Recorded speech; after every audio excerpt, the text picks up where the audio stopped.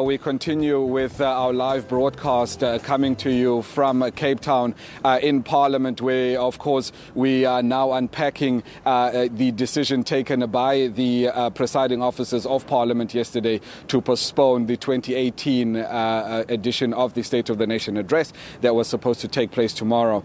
I am now joined by the leader of the United Democratic Movement, General Bantu Holomisa, to talk to us about that. Good morning, General, and welcome. Good morning. So, just the UDM's response or reaction to yesterday's decision.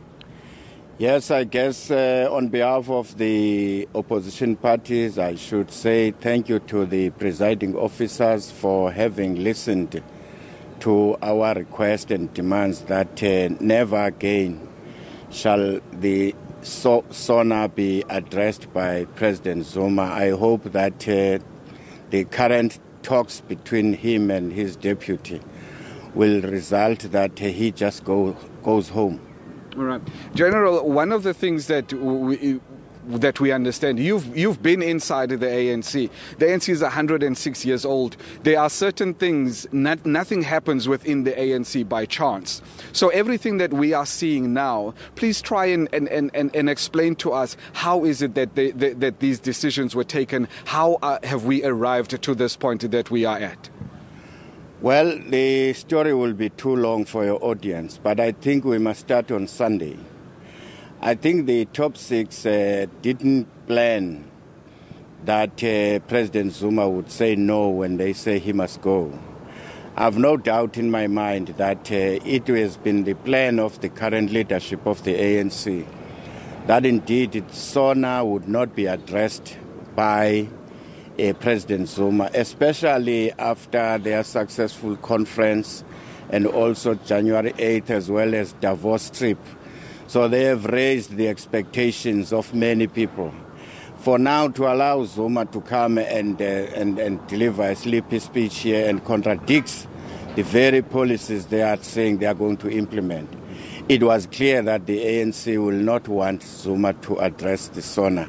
So, but unfortunately for them, President Zuma, as we know, defied them on Sunday, and they didn't have Plan B. Hence, they said there's going to be an urgent NEC meeting.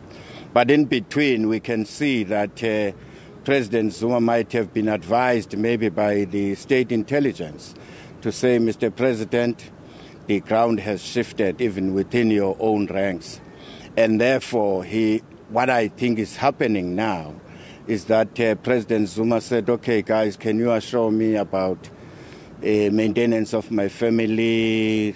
What am I going to do about the legal costs which I'm owing to the opposition parties, and so on and so on. So we should expect, therefore, that Zuma has tentatively agreed to leave the office. Hence, the special NEC has been cancelled.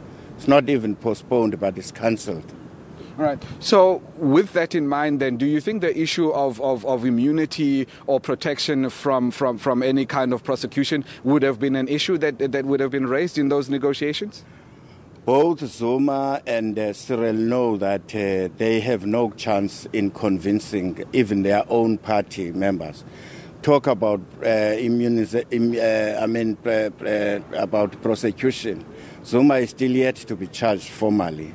And nobody can say, therefore, you are immune from prosecution. That would be against the Constitution.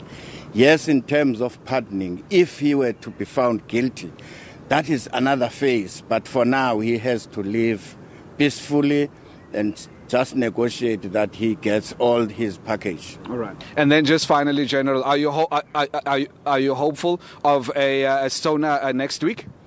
I'm hopeful that SONA will take place next week. I hope that Zuma and Cyril can announce Zuma's departure today or tomorrow, so that we get on with our lives. All right. General, thank you very much. Thank you very much for your time, sir. That was General Bantu Holomisa talking to us about his expectations, particularly on the fact that maybe there will be an announcement to come from the presidency of the ANC declaring that, President Jacob Zuma maybe has decided to resign. But whether or not that will happen, we wait and see. For the time being, Leanne, we cross back over to you in studio.